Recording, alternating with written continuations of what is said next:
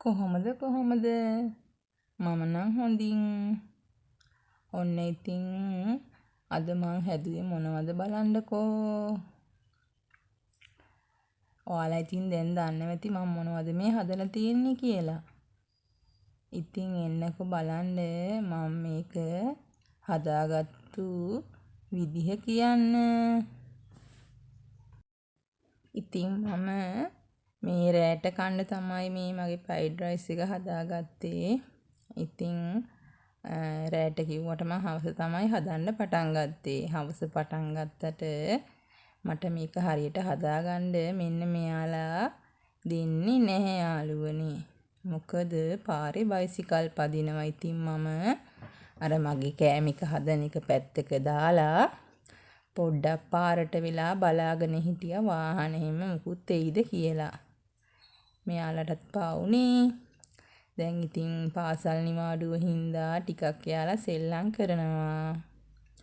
ඉතින් වංගුව හින්දා අනිත් පැත්තෙන් වාහනයක් එහෙම ආවොත් ඒ හින්දා මම පොඩ්ඩක් මුල් කරන් බලාන හිටියා මෙයාලා බයිසිකල් පදිනකම්.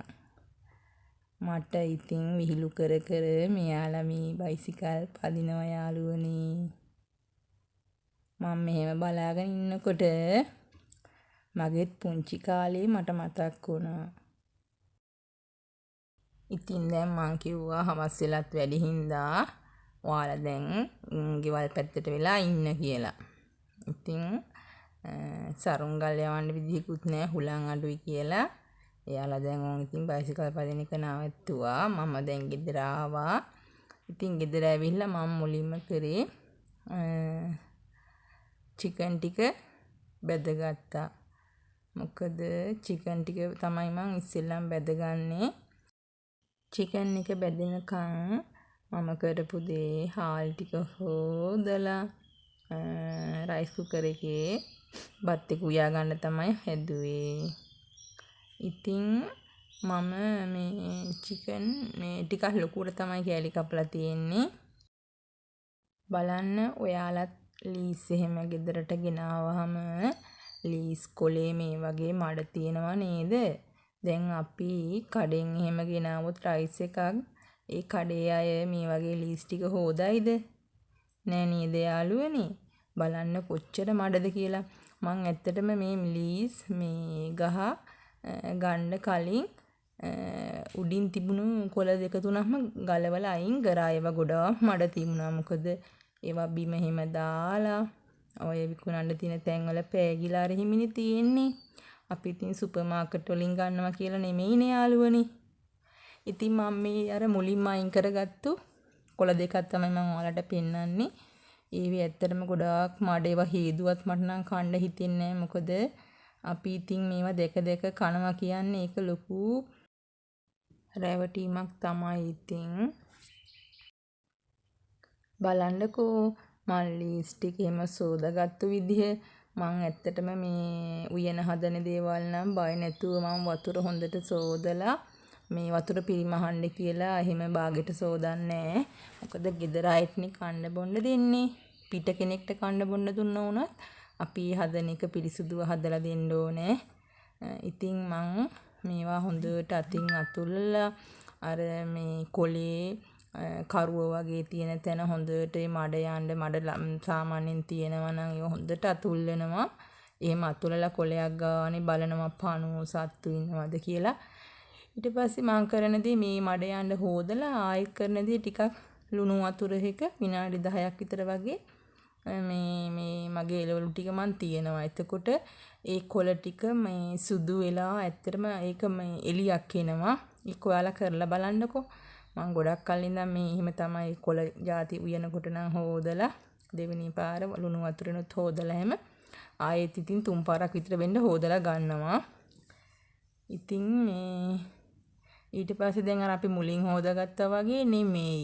ඒ ලුණු දාලා හොදාගත්තට පස්සේ කොලේ සුදු වෙනවා. ඒ කොලේට අමුතුම එලියක් එනවා. ඉතින් ලීස් හදද්දී කොහොමත් මඩ සහිත තෙත් බිමකනේ මේ ලීස් හැදෙනවා කියන්නේ. ඉතින් කොහොමත් මේ ලීස් වල මඩ තියෙනවා. අපි දැනගන්න ඕනේ අපි පාවිච්චි කරන්න කලින් හොඳට සෝදලා ඒක මේ පාවිච්චි කරන්න අපි දැනගන්න ඕනේ.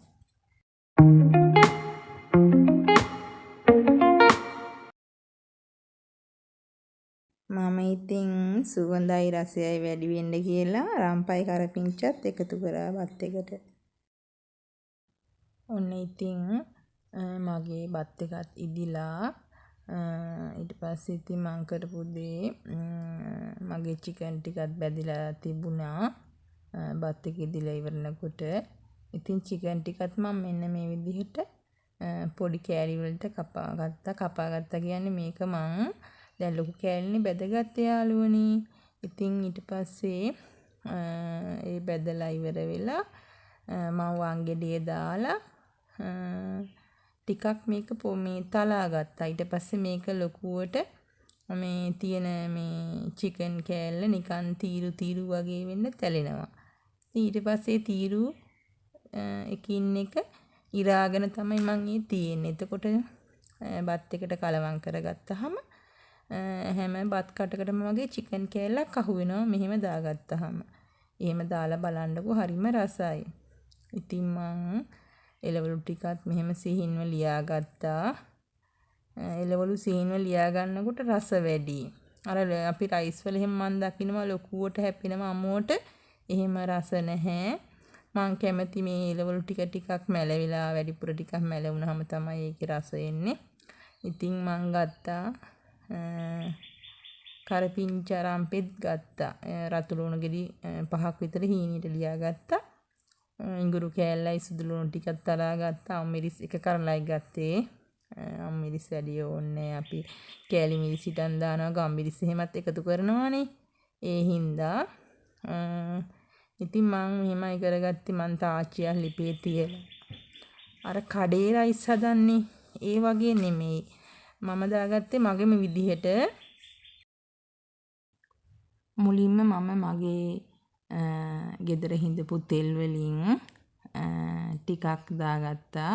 දාගෙන සුදු ලුණු ටිකයි රතු ලුණු රම්පේ කරපිංචා ඉඟුරු කෑල්ල එහෙම ටිකක් කර වෙන්න තිබ්බා.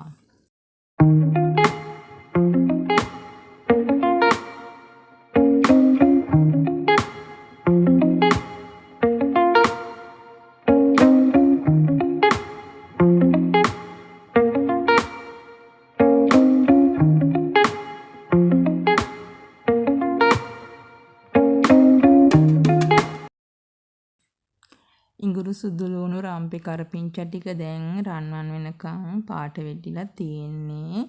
දැන් ඉතින් මං කරගත්ත ඊට පස්සේ එළවලු ටික එකතු කරගත්තා මේ විදිහට.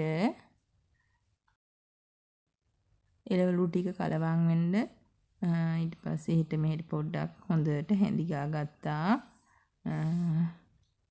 මං ඉතින් දැන් අර තෙල් පොඩ්ඩනේ දාගත්තේ. මේ ලීස් වල තෙත ගතියට චුට්ටක් ඉතින් මැලවෙනවා. ආයි තෙල් ඕනේ නැහැ. මම බිත්තර ටික වෙනම ගසා ගත්තා.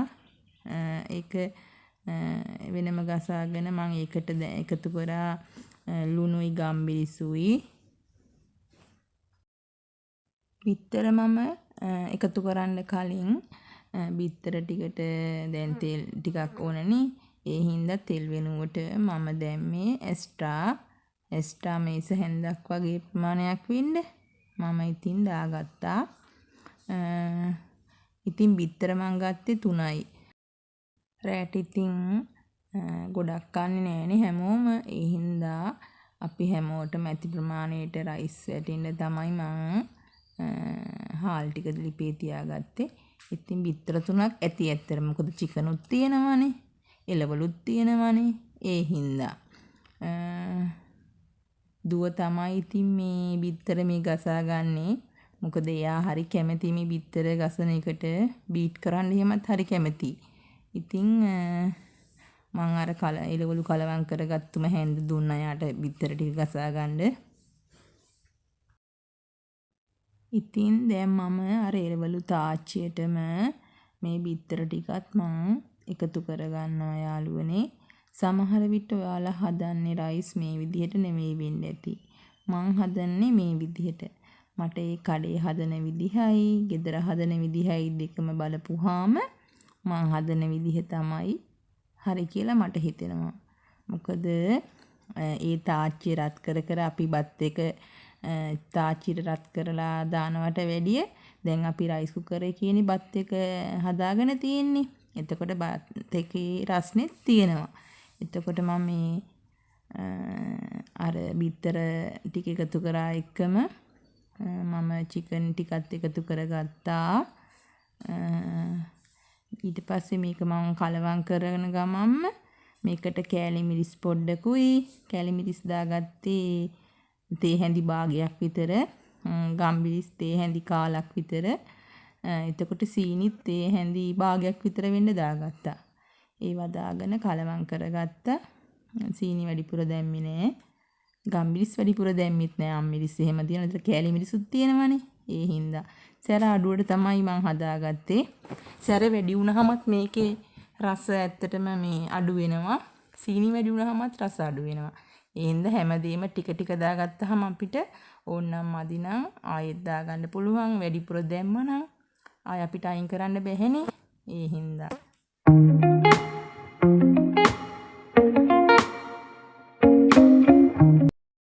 ඔන්න ඉතින් මන් දැන් තමයි අර මගේ තෙම්පරාදු එළවලු එක මගේ බත් එකට කලවම් කරගන්නේ. ඉතින් මේක හොඳට කලවම් කරගන්න ඕනේ. මම ඇත්තටම මේක හදලා හැමදාම හදන වෙලාවට ඉතින් හස්බන්ඩ්ුත් ඉන්නවා. ඉතින් එයාට කියලා තමයි මම මේක ගොඩක් කලවම් කරගන්නේ. අද නම් එයා තාම ආවේ නැහැ ඕෆ් වෙලා. ඉතින් මේකට චිලි පේස්ට් ටිකක් හදලා බිත්තර ඔම්ලට් එකක් හරි නැත්නම් බිත්තර තම්බලා බෙදලා හැම වගේ තියෙනවා නම් ගැඹුරු තෙලේ රසයි. සෝස් නම් වැඩිය මං කන්නේ කොහොමද. අපේ චූටි දුව තමයි සෝස් දාලා කන්න කැමති. බලන්නකෝ යාළුවනේ දැන් මම මේකට සෝයා සෝස්වත් තක්කලි සෝස්වත් දෙකකින් එකක්වත් දැම්මේ නෑ නේද රයිස් එකේ. ඒ වුණාට මේ විදිහට හදලා බලන්න රසම රසයි. කඩේ රයිස් වලට වඩා නම් රසයි. අනික ඉතින් පිරිසුදුව රසට බය නැතුව හදාගෙන කන්න පුළුවන්. ගෙදර මේ වගේ එකක් හදාගත්තාම.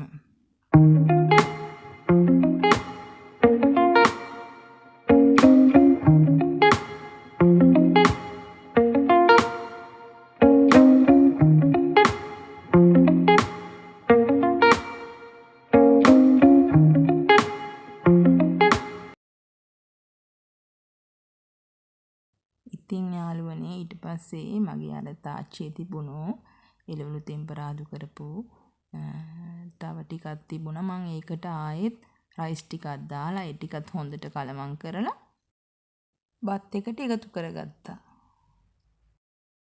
ඉතින් මාව subscribe කරන්න. එතකොට මට like එකක් එහෙම දාන්න යාළුවනේ. කමෙන්ට් එකකුත් තියන්න. ඉතින් බලන්නකෝ මෙන්න මේ විදිහට තමයි මන් දුවට බත් එක බෙදලා එයා ඉතින් කැමතිනේ සෝස් කන්න. අතරින් පතර සෝස් ටිකකුත් දාගත්තා. ඔන්න ඔය විදිහට තමයි මම රයිස් හදාගන්නේ යාළුවනේ. හොඳයිද බලන්නකෝ. ඔයාලත් මේ විදිහට හදලා බලලා මට කමෙන්ට් එකකින් කියන්නකෝ. ඉතින් යාළුවනේ මේ රයිස් එක හදාගන්න මට පැයක් විතර තමයි කී වැඩි වෙලා ගියේ නෑ. බත් එක ඉදෙන්නයි චිකන් ටික බෙද ගන්න තමයි වෙලා ගියේ. ටෙම්පරාදුවට ඕන නම් විනාඩි 10ක් වගේ යන්න කියලා ටික කපලා. ඉතින් ඔයාලා වැඩි ගණන් දීලා කඩින් ගන්නවට වැඩිය පිරිසුදුව රසට ඔයාලගේ ගෙදර මේ වගේ රසම රස රයිස් එකක් හදලා බලන්නකෝ. හැමදාම ඔයාලගේ බබාලා ඉල්ලයි.